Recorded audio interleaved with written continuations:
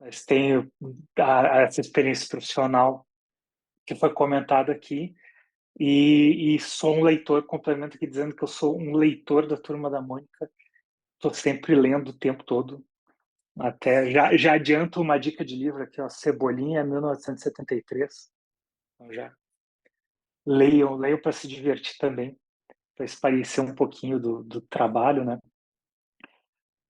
E falei aqui de leitura, né? Estou aqui um pouquinho nervoso agora, mas eu quero agradecer a presença de todo mundo aqui e já trazer uma dica de livro. Na verdade, são 3 dicas de livro.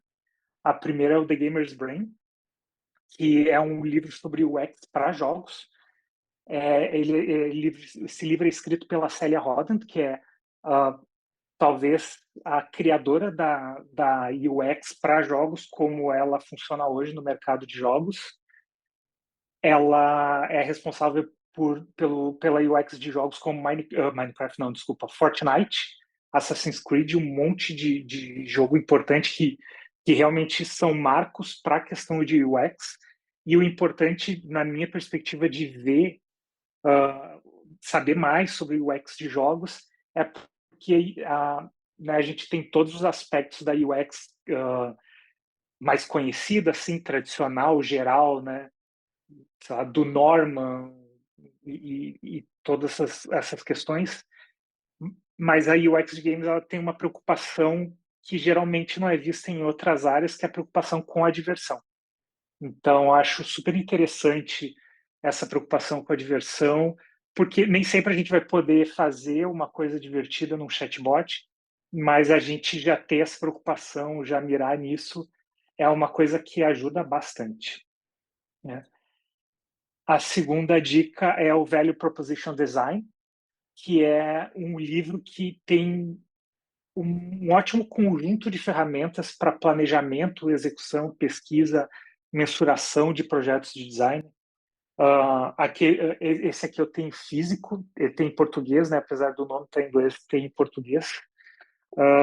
E é um livro muito bom para ter como uma caixa de ferramentas para poder usar de diversas formas para todo tipo de projeto de design, porque esse livro, essas ferramentas que esse livro traz são muito importantes para fazer uma coisa que é a criação da proposta de valor, né? Às vezes, principalmente quem está começando no design fica muito preocupado com as questões técnicas, com fazer às vezes as coisas da maneira mais perfeita possível, né? E esse livro traz um monte de ferramentas para a gente conseguir ir criando esse valor na proposta e depois ir materializando esse valor no produto final. E o terceiro livro é Por que Generalistas Vencem em um Mundo de Especialistas, que é um livro que conta várias histórias sobre como a inovação, como a criação de coisas novas vem da união que uma pessoa tem de vários conhecimentos de várias áreas. Então, ali conta a história do Roger Federer, por exemplo, que ele se tornou o tenista que ele se tornou porque ele só começou a jogar tênis com 13 anos. E ele antes queria ser jogador de futebol, queria ser skatista, então ele foi aprendendo um monte de coisa e ele conseguiu trazer esse conhecimento para o tênis. Eu sou louco por videogame, né? Sou pesquisador, sou game designer da área, pesquiso isso, e tem lá a história do Gunpei Yokoi. Acho que todo mundo aqui deve conhecer Nintendo. Então, Gunpei Yokoi, ele é um cara super importante na história da Nintendo, né? Criou vários designs, várias inovações, sem criar nada, sem criar componentes novos, sem criar produtos novos. Ele criou produtos novos, na verdade, da junção de peças que já existiam. Então, tem muita coisa que a gente aprende nesse livro aí sobre como os vários conhecimentos de várias áreas que a gente tem na vida e pelo que eu sempre escuto, né, de galera que trabalha fora do Brasil, é até um diferencial do brasileiro. O brasileiro dificilmente consegue ser especialista, né? Tem que saber de tudo um pouco. Então, isso é muito importante no design também, né? E tá todo mundo vendo a minha tela certinho aí? Sim, Uh, Sim. Obrigadão.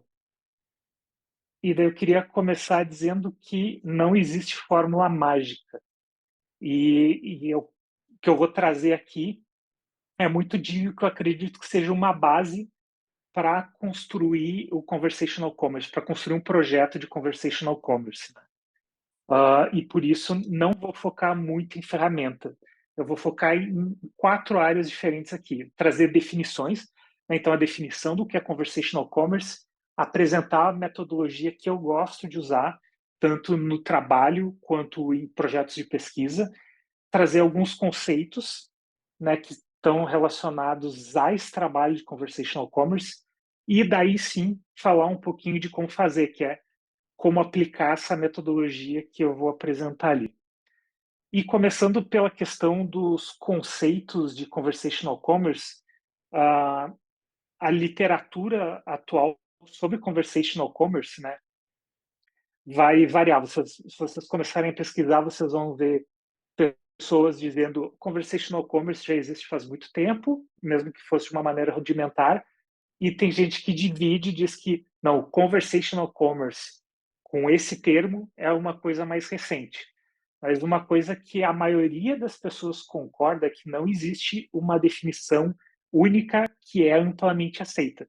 Então, a definição que eu estou trazendo aqui é uma definição que eu uso, que eu uso na minha perspectiva de pesquisa, de trabalho, né, que foi construída com o conhecimento de vários autores que pesquisaram a fundo isso. Então, eu estou lendo aqui na outra tela, que o conversational commerce é o comércio realizado por agentes conversacionais autônomos, seja por voz ou texto, com interatividade assíncrona, que pode utilizar IA e tem como objetivo dar suporte a consumidores durante sua jornada de compra.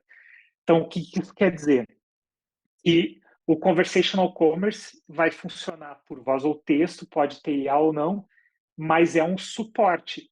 Esse suporte pode terminar com a compra sendo efetivada pela pessoa usuária ou pode ajudar a pessoa usuária a fazer uma compra em outra plataforma.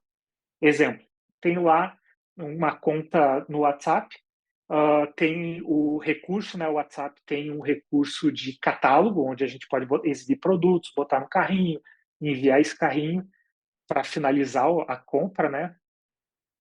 E isso pode ser conversational commerce, quanto pode ser uma ferramenta no WhatsApp mesmo, por exemplo, para auxiliar uma pessoa dentro de uma loja física. Então, o conversational commerce é abrangente nesse sentido. O que eu vou falar hoje se aplica a ambos os casos, mas a minha experiência aqui, então isso que eu vou falar foi testado em plataformas que finalizam a compra totalmente digital, totalmente no canal que estão ali, seja WhatsApp, Instagram, Telegram, ou até um chat próprio. Então, foram nesses casos que eu apliquei essa metodologia e esses conceitos que eu vou trazer aqui e compartilhar com vocês. Já li sobre funcionar em PDVs físicos, mas a ideia é essa. E queria trazer aqui os erros mais comuns quando eu vejo assim a galera que está começando com conversational commerce e até com questões de chatbot no geral, que é focar no design de UX para chatbots, para agentes conversacionais, como se fosse design de UI, né? Então, tem muita gente que vem e desenvolvia as questões de UI, UX antes e tenta aplicar o exato mesmo conhecimento da mesma forma nesse caso e não funciona, porque quando a gente trabalha, e aqui usando como exemplo o WhatsApp, a gente trabalha no WhatsApp, já existe uma equipe que desenvolve a interface do WhatsApp e a gente não tem o que fazer, né? A gente não pode interferir nesse trabalho, é a Meta que faz. Então, o pessoal está fora do teu controle. Então, tem coisas, claro, que tu vai trazer, que tu vai aplicar, porque são questões centrais de UX, mas que tem as especificidades de UI não vão funcionar aqui. Outro erro é focar no canal, é se esforçar muito tu precisa conhecer o canal, se tu vai trabalhar no WhatsApp, tu precisa conhecer os recursos do WhatsApp, se vai trabalhar no Telegram, os recursos do Telegram, Instagram e por aí vai. Mas se o teu foco principal for esse, vai perder um monte de oportunidade de gerar valores para o negócio, valores para as pessoas usuárias. Porque, de novo, você não tem controle sobre essas plataformas.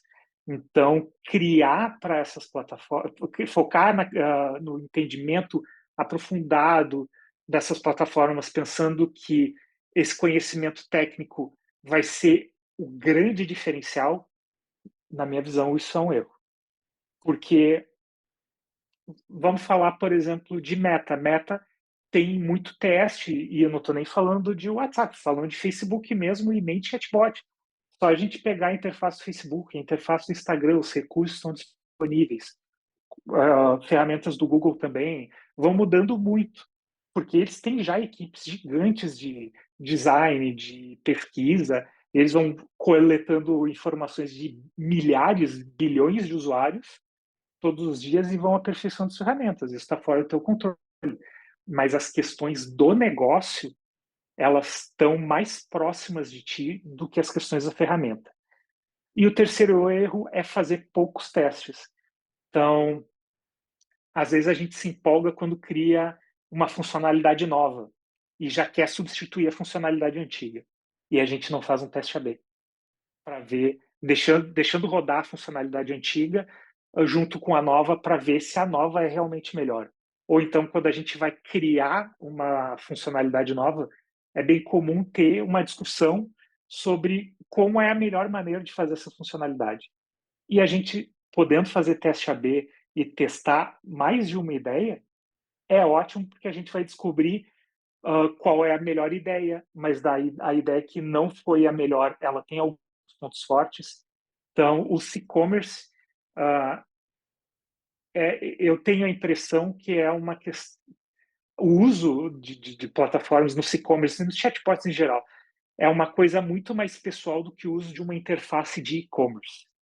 Porque o e-commerce, sites, são coisas que já estão mais estabelecidas. As pessoas, elas já têm costume de usar.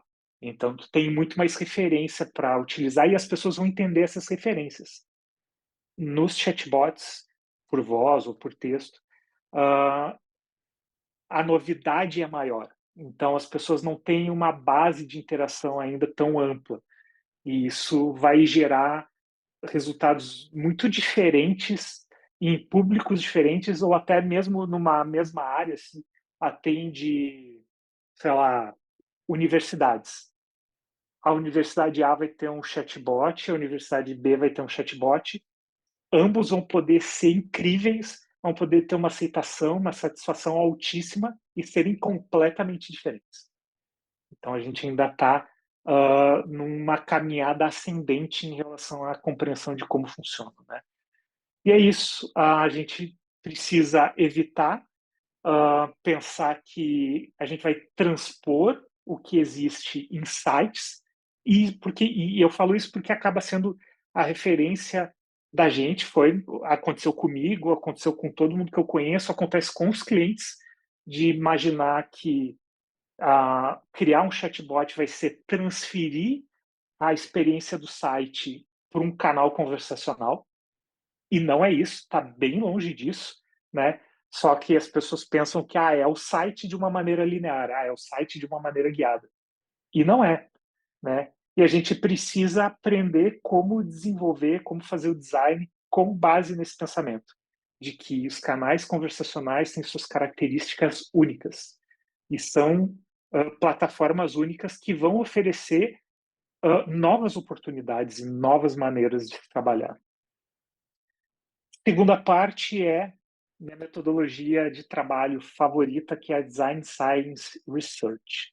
A Design Science Research não é uma metodologia de pesquisa, embora fale sobre pesquisa também, mas é, na verdade, uma metodologia que une os processos e conceitos da engenharia, da ciência da computação e da design science para criar soluções de software que gerem valor, sabe? Materializar essas ideias.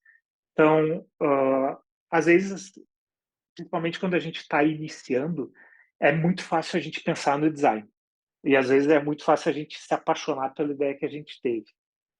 Mas na hora que a gente pensa em como materializar essa ideia, nem sempre a pessoa né, na faculdade ou fez algum curso, né, não fez faculdade, conheço bastante gente que, por exemplo, fez arquitetura na faculdade e daí depois fez um curso de UX e foi trabalhar com UX design. Então, a gente não aprende, em muitos casos, a materializar as ideias. A gente aprende a ter as ideias, a botar as ideias no papel, a comunicar as ideias, mas às vezes o pessoal do design fica meio apartado da materialização dessas ideias. E a Design Science Research é uma metodologia, sobretudo de trabalho, para que a gente possa fazer tudo isso através de 3 ciclos, né?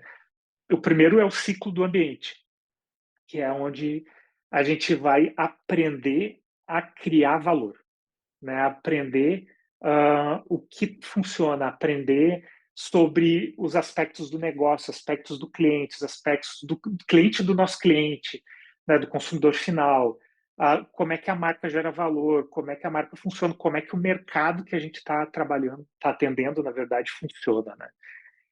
E outras coisas. O ciclo do conhecimento é aquele ciclo de estudar mesmo sobre as coisas. Então, a gente vai pegar conhecimento acadêmico, experiências passadas, cases de mercado, vai criar, compreender, definir terminologias, conceitos, etc. E o ciclo do design, que daí é a questão de criar o design, de fazer a prototipagem, ter as metodologias de pesquisa, de mensuração daquele design, todo o processo de design que daí já é uma parte mais comum do nosso trabalho mesmo desde o início, né? Uh, Dito isso, quero reforçar que a ferramenta é o menos importante e aqui começando a focar no conversational commerce mesmo, assim, de forma mais direta. Uh, Como eu disse antes, as ferramentas elas mudam. Isso não está no teu controle. Os canais eles mudam. E às vezes, mesmo que o canal não mude, a, o uso daquele canal é substituído pelo uso de outro canal. Então, a gente e daí vem aquela questão de eu ser um idoso júnior aí. Eu peguei o Orkut e o Orkut era gigante. E quando lá 2004, 2005 jamais a gente imaginava que existia algo maior que o Orkut. E quem é que lembra do Orkut? Só os velhos. Então, vai passando, vai mudando. Facebook já foi também, quem é que imaginava que o Facebook ia ser superado, né? E hoje em dia a gente tem aí, né, pelo menos em um recorte geracional, a gente tem o TikTok na frente, né? Pensando nessa ideia de que redes sociais são coisas de pessoas jovens e a rede social que importa é a rede social que abrange uma demografia, sei lá, até 25 anos, né? E a gente tem vários casos disso. Então, se tu focar em se aprofundar numa ferramenta e só fazer isso, só num canal, isso é um problema. Porque a hora que aquele canal for substituído ou que aquele canal mudar, não, o teu design vai ficar desatualizado muito rápido.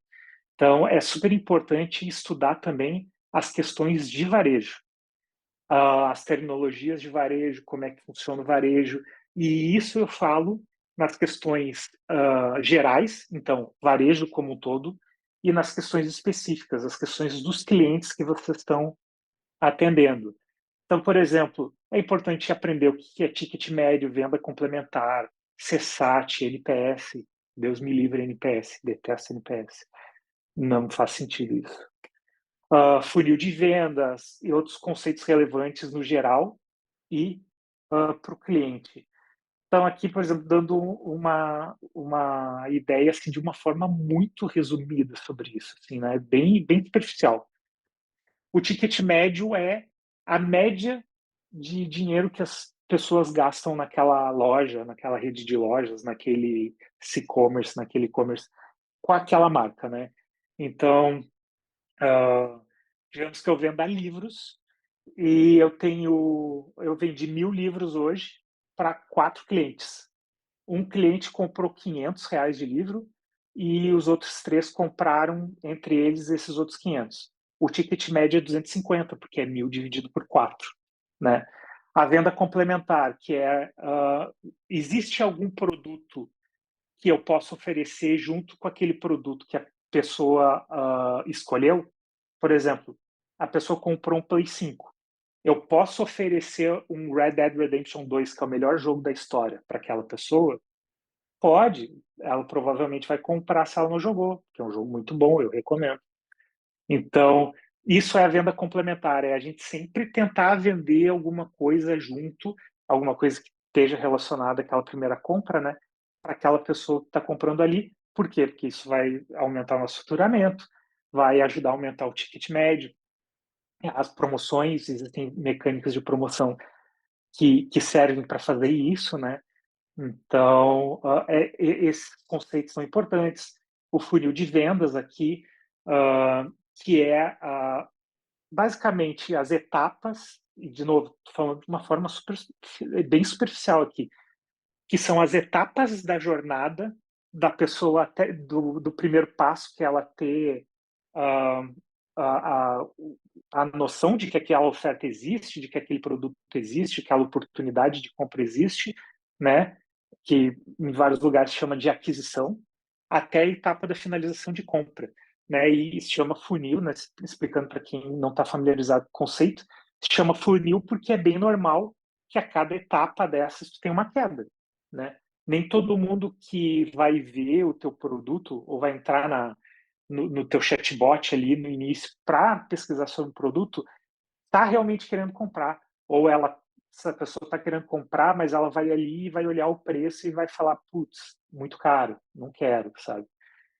Ou não vai gostar do fluxo, enfim, tem diversos aspectos. Até trazendo um dado que eu vi de algumas pesquisas chinesas sobre o assunto, que lá na China, 30% das pessoas usuárias, elas já dizem assim, se eu vejo que é chatbot, eu não quero falar.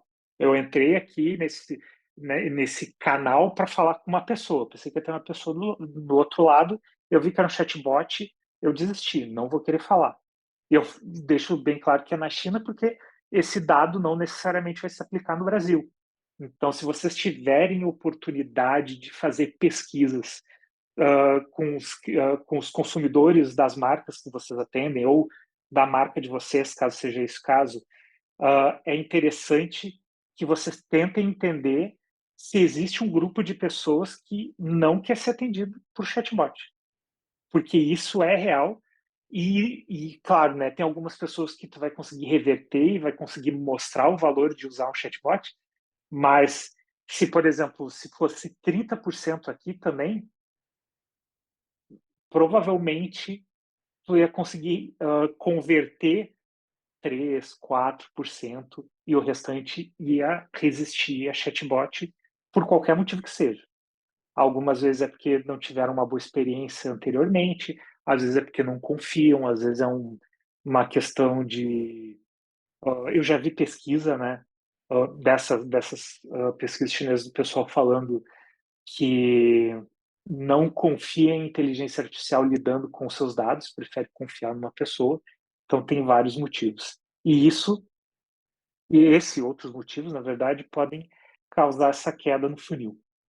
Então, como eu disse ali, o canal vai mudar com o tempo, aprender sobre indicadores e conceitos e até estratégias de varejo é tão ou mais importante quanto aprender sobre as características do canal, né? E aqui eu vou falar sobre as rotinas e ferramentas recomendadas, compartilhando a minha experiência, algumas coisas que eu aprendi com outras metodologias, algumas coisas que eu acabei uh, gerando através da minha experiência, do compartilhamento de conhecimento com outras pessoas também, né? E tudo isso baseado naquela metodologia que eu apresentei para vocês, na Design Science Research, aqueles 3 ciclos: o ciclo do ambiente, o ciclo, né, do conhecimento e o ciclo do design. E para falar do ciclo do ambiente, que é onde a gente aprende sobre o negócio, sobre as características do negócio, da marca, dos consumidores, eu quero trazer 2 ferramentas: o How Could We e o Lestruk. E se alguém falar alemão aí, por favor, corrija a minha pronúncia. Não sei se está certo. Começando pelo How Could We. O How Could We é uma ferramenta de uma metodologia chamada Design Sprint, que ficou muito famosa um tempo atrás, porque a empresa que criou, ela recebeu dinheiro do Google. É uma metodologia que, pelo menos na época, não sei como é que é hoje, era utilizada pelo Google. Muitas pessoas chamavam até de Google Design Sprint, mas na verdade essa metodologia é de uma outra, de uma consultoria que recebeu dinheiro do Google, mas não foi comprada pelo Google, recebeu investimento. E ela é uma ferramenta para conseguir entender os aspectos do negócio de uma forma mais rápida e direta. E ela tem esses passos aqui, né? Que o primeiro passo é criar um conjunto de perguntas, né? Tu vai fazer uma atividade, tu vai chamar os stakeholders para fazer uma atividade por 1 hora, né? Todo mundo que toma a decisão sobre o teu chatbot, que seja do cliente que está atendendo, ou se for um chatbot interno, que seja a equipe responsável por tomar as decisões, né, disso. E daí a pessoa que é responsável pelo design não se inclui nessa de tomar de decisões, né? Tu vai chamar todas as pessoas e tu vai usar esses formulários, conjunto de perguntas que tu criou, para entrevistar elas. Então, digamos que tem 4 pessoas nesse grupo. Essas 4 são stakeholders. Tu vai entrevistar essas 4 pessoas utilizando o mesmo conjunto de perguntas. Cada entrevista deve durar uns 4, 5 minutos, porque não é para fazer algo em profundidade. É justamente para fazer algo rápido, que as pessoas elas vão uh, falar as primeiras coisas que vieram à cabeça, que elas vão dar as respostas que elas acham mais importante logo de cara. Então, tu vai fazer essas entrevistas com cada pessoa durante 4 minutos.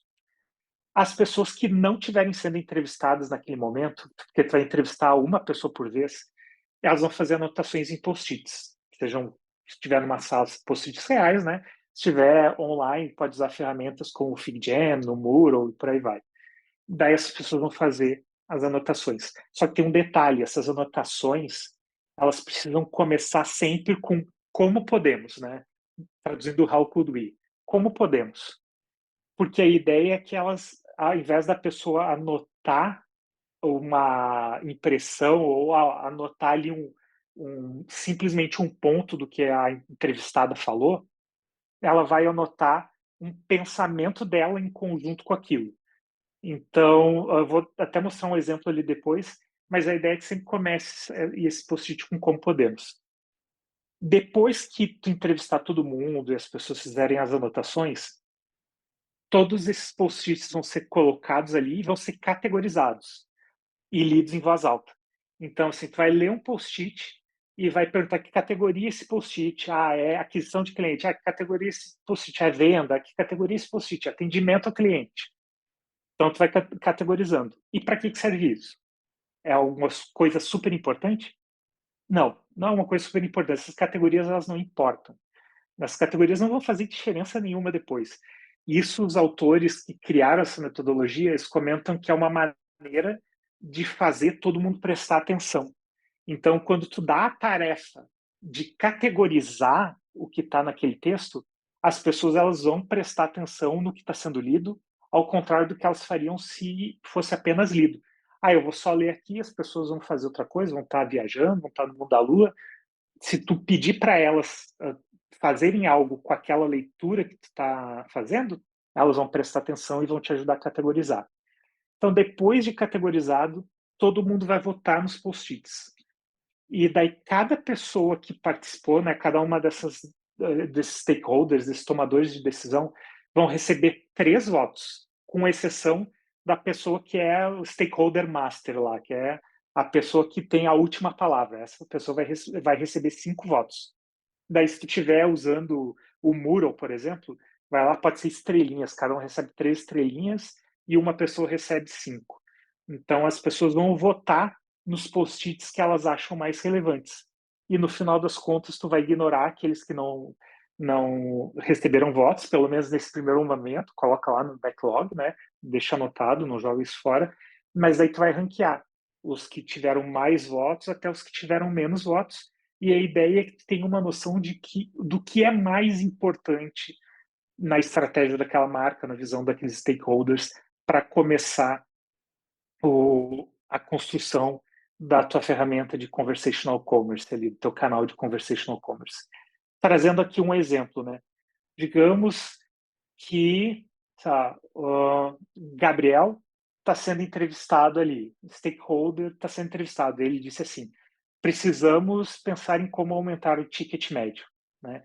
Então, a Isabela está ali acompanhando a entrevista, está vendo, e ela lembrou da venda complementar. E ela sabe que isso pode ajudar a aumentar o ticket médio. Então, o post-it dela vai ser assim: como podemos utilizar a venda complementar para aumentar o ticket médio? Aqui eu estou falando do mundo ideal. Nem sempre as pessoas vão anotar assim. Tem umas pessoas que acabam sendo meio resistentes, ou elas, né, não estavam prestando muita atenção, não entenderam. Mas a ideia é que, se aparecer um post-it que não comece com como podemos, na hora que vocês estiverem lendo, vocês pensem em como reescrever aquele post-it a partir do como podemos. Só não estenda muito o debate, né? Se começar a ficar muito longo o debate, deixa do jeito que está e passa para a próxima, porque a ideia é que isso seja uma dinâmica rápida que não leve mais do que 1 hora, né? A segunda parte é o Lestruk, né? O Lestruk é uma coisa que eu aprendi com o pessoal da educação. Eu trabalhei 7 anos com, né, no design de jogos para educação, e aprendi muito sobre essas questões com o pessoal. Trabalhei com pessoas incríveis, né, pedagogas, educadoras que sabiam muito assim.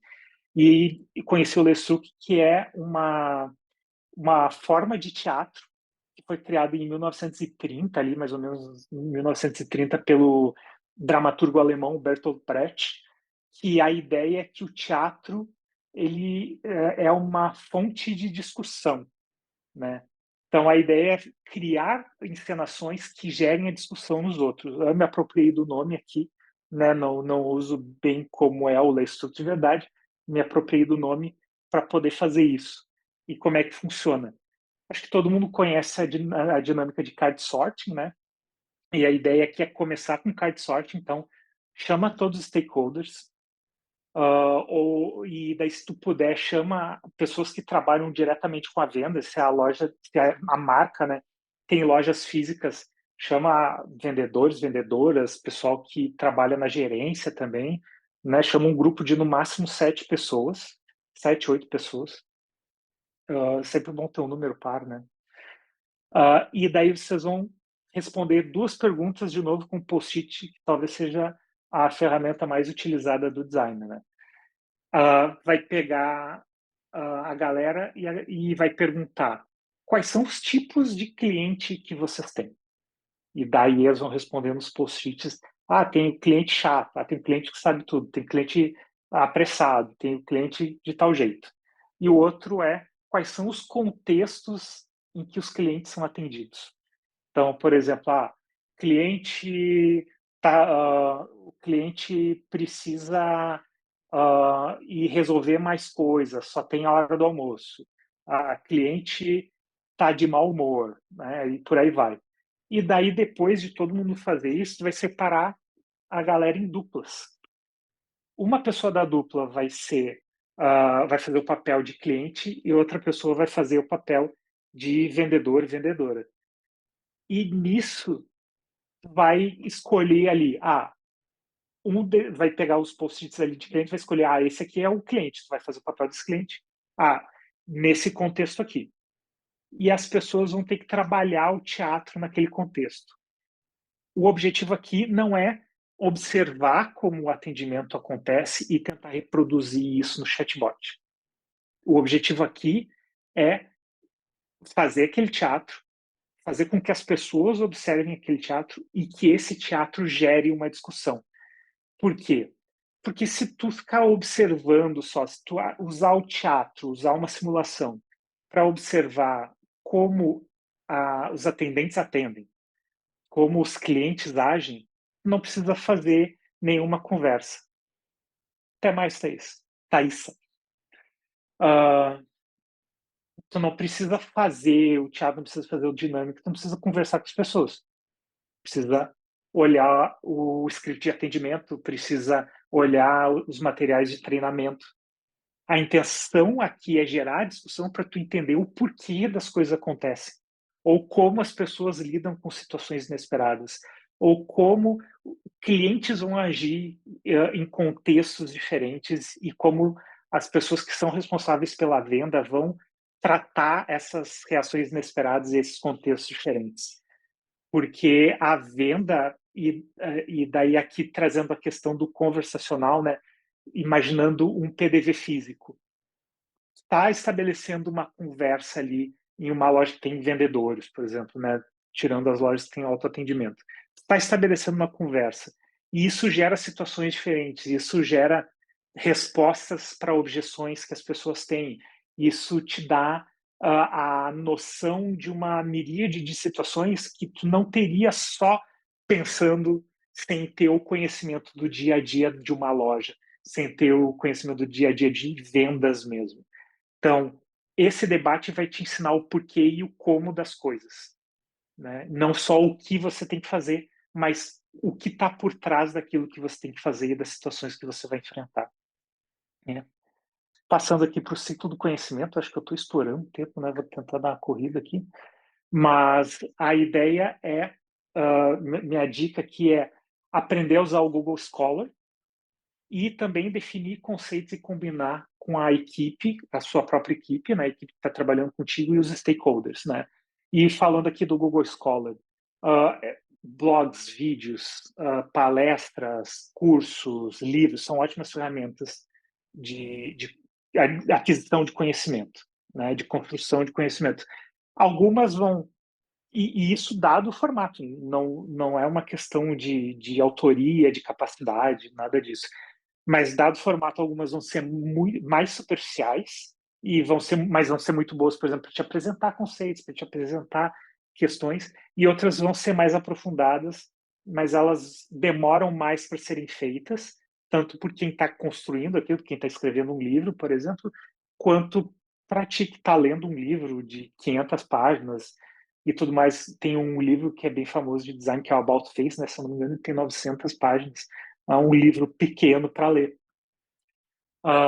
E o Google Scholar vai te dar acesso a artigos acadêmicos. E esses artigos, eles são, de uma certa forma, o estado da arte, são o conhecimento mais novo que está sendo criado. E muitos vídeos, posts de blog, livros, cursos, vão se basear nesses artigos.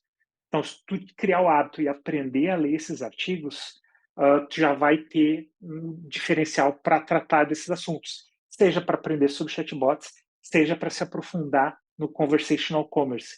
Então, eu gosto de falar isso porque eu vejo que até tem pessoas que trazem um movimento dizendo que as questões acadêmicas são frescura ou que são complicadas, e na verdade não são, são super importantes. Elas não são complicadas, mas exigem que tu aprenda a aprender em certos casos, né?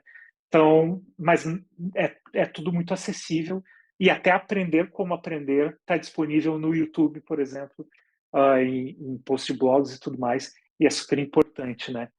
Aqui eu até trago um exemplo aqui que eu vou pular a explicação, mas se todo mundo quiser pode dar um print aí ou ver a gravação depois de como construir uma string de pesquisa para ajudar a fazer as pesquisas no Google Scholar, é super importante, porque a gente não pesquisa no Google Scholar ou em outras ferramentas de pesquisa da mesma maneira que a gente pesquisa no Google, por exemplo, né? Até pode fazer, mas não vai dar resultados tão bons assim.